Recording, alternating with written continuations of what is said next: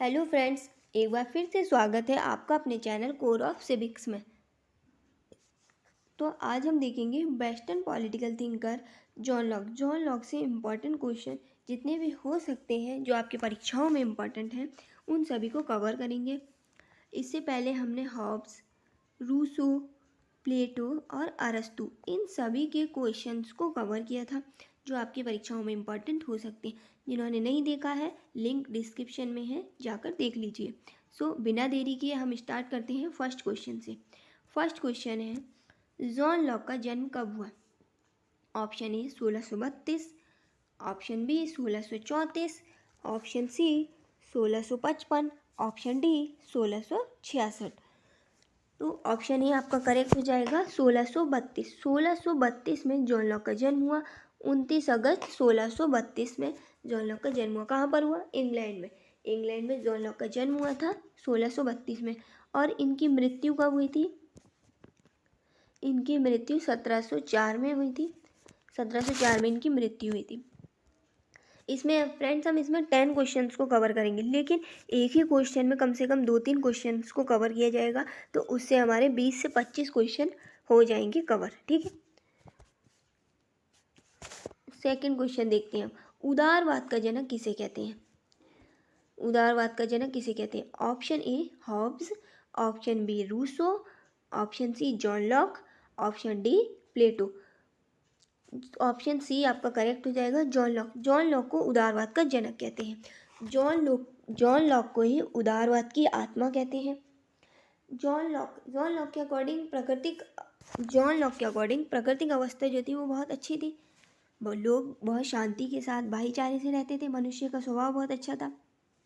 इसलिए John Locke उदारवाद का जनक कहते हैं और उदारवाद की आत्मा जॉन लॉक को कहा जाता है। और हॉब्स हमने पीछे लास्ट वीडियो में पढ़ा था कि हॉब्स के अकॉर्डिंग मनुष्य बहुत झगड़ालू है, प्रकृति की अवस्था बहुत खराब थी, लोग एक दूसरे के साथ द्वैत की भावना के साथ रहते थे, कोई भी प्रेम की भावना के साथ नहीं रहता था। तो जॉन लॉक ऑप्शन सी आपका करेक्ट हो जाएगा। थर्ड क्वेश्चन देखते हैं।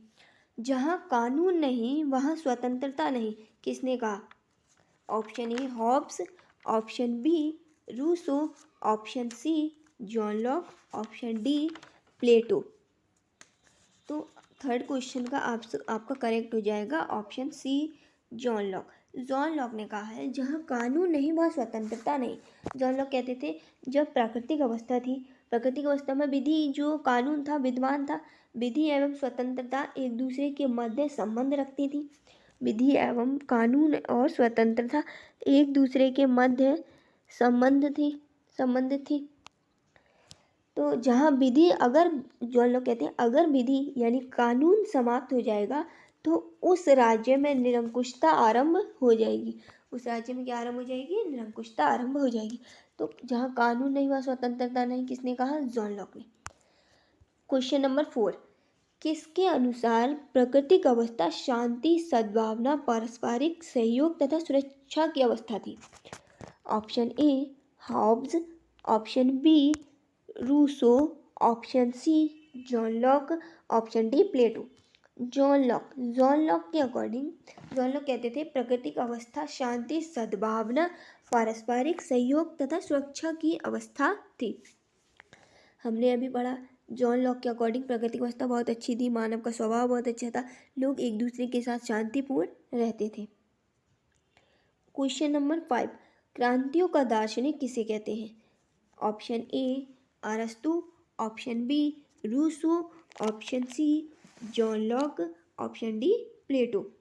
ऑप्शन सी जॉन लॉक को क्रांतियों का दार्शनिक कहा जाता है।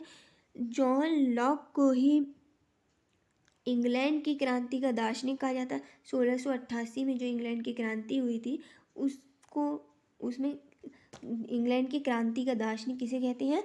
जॉन लॉक को कहते हैं। इंग्लैंड की गौरवपूर्ण क्रांति की संतान भी जॉन लॉक को कहा जाता है। एजेंस ने इंग्लैंड की गौरवपूर्ण क्रांति की संतान किसे कहा है? एजेंस ने कहा है इंग्लैंड की गौरवपूर्ण क्रांति की संतान जॉन लॉक को कहा है।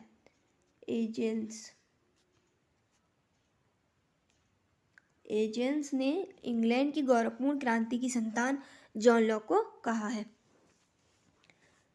क्वेश्चन नंबर 5 का आंसर हो जाएगा आपका जॉन लॉक, क्रांतियों का दार्शनिक जॉन लॉक। क्वेश्चन नंबर 6 देखते हैं। जॉन लॉक के अनुसार जॉन लॉक 3 प्रकार के प्राकृतिक अधिकारों की चर्चा करते हैं। निम्नलिखित में से उसके वर्गीकरण में कौन सा नहीं आता है? ऑप्शन ए जीवन का अधिकार, ऑप्शन बी स्वतंत्रता का अधिकार, ऑप्शन सी समानता का अधिकार, ऑप्शन डी संपत्ति का अधिकार।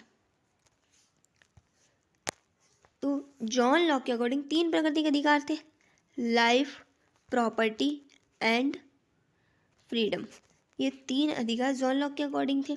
लेकिन जो राइट टू इक्वलिटी है, समानता का अधिकार है, ये प्राकृतिक अधिकार नहीं है जॉन लॉक के अकॉर्डिंग। सबसे इम्पॉर्टेंट जॉन लॉक के अकॉर्डिंग स्वतंत्रता का अधिकार है, क्योंकि जॉन लॉक हमने पढ़ा, जॉन लॉक प्राकृतिक व्यवस्था को बहुत अच्छा मानते थे। वहाँ पर जीने का अधिकार था लोगों के पास, लोगों को स्वतंत्रता थी, लोगों की संपत्ति की क्या थी, सुरक्षा थी।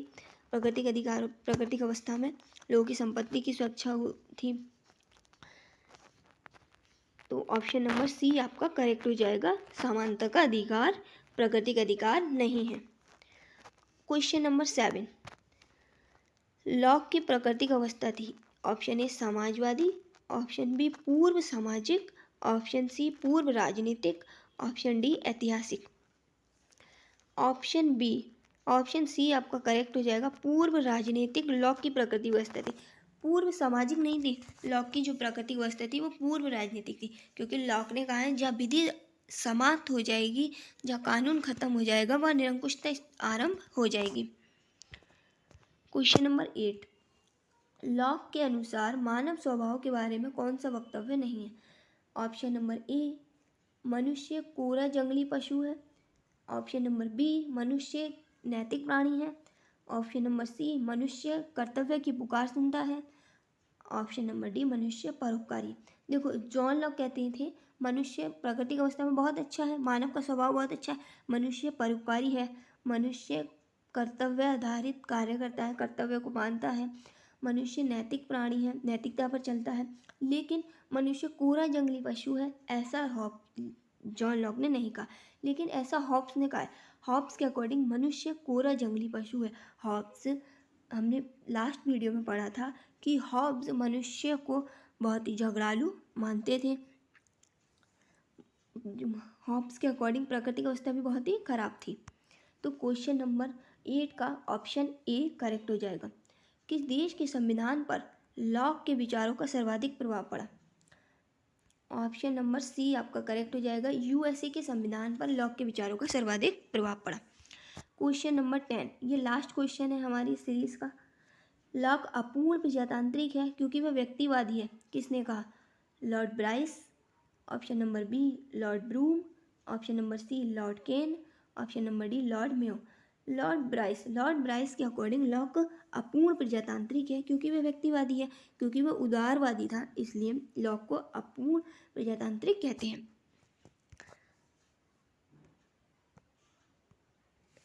लॉक को ही संप्रभुता को क्या, लॉक के अकॉर्डिंग संप्रभुता को क्या देने के लिए तैयार थे लॉक? तो लॉक केवल सीमित शासन को मानते थे, राजा के शासन को मानते थे। कौन? लॉक। अब हम देख लेते हैं लॉक की इम्पॉर्टेंट बुक्स जो आपके एग्जाम में मोस्ट इम्पॉर्टेंट हो सकती हैं। तो पहली बुक है N essay concerning human understanding. N essay concerning human understanding, ये कब लिखी थी लॉक ने? 1687 में लॉक ने लिखी थी। लॉक के दार्शनिक जीवन पर आधारित है ये book, an essay concerning human understanding. Next book है for letter concerning toleration. For letter concerning toleration, for letter concerning कब लिखी थी? 1689 में ये बुक लिखी थी। फॉर लेटर कंसर्निंग टॉलरेशन 1689 में लिखी थी लॉक ने। Two treatise of government, most important book है। Two treatise of government, two treatise of government 1689 में लॉक ने लिखी थी। लॉक की मोस्ट इंपॉर्टेंट बुक है। शासन पर दो निबंध, शासन पर दो निबंध। प्रोफेसर बाहान ने इस बुक को दो नाली बंदूक की संज्ञा दी है। कौन सी संज्ञा दी है? दो नाली बंदूक की संज्ञा दी है। इस बुक में आलोचना की गई है रॉबर्ट फिल्मर की। अगली बुक देखते हैं thought on education. Thought and education thoughts on education 1691 में लिखी है, जो कि शिक्षा के ऊपर लिखी गई है। किस पे लिखी गई है? शिक्षा के ऊपर लिखी गई है। The spirit of the loss, the spirit of the loss, ये जॉन लॉक की बुक नहीं है, मतलब जॉन लॉक के ऊपर लिखी गई है, जॉन लॉक ने नहीं लिखी है। ये बुक 1748 में लिखी गई थी। कब लिखी गई थी? 1748 में। The spirit of the loss, John Locke का जो कानून के बारे में बताया गया है, उसके बारे में इस बुक को बताया गया। जॉन लॉक ने कहा था ना, जहाँ कानून होगा वहीं स्वतंत्रता होगी, जहाँ कानून नहीं होगा वहाँ निरंकुश शासन स्टार्ट हो जाएगा। तो उसी के बारे में इस बुक में बताया गया है। So thank you friends. कैसी लगी आपको वीडियो? अगर वीडियो अच्छी लगी है तो लाइक कीजिए, शेयर कीजिए अपने फ्रेंड्स के साथ और कमेंट कीजिए, मुझे बताइए कि कैसी लगी। और ऐसी वीडियो पाने के लिए चैनल को सब्सक्राइब कीजिए।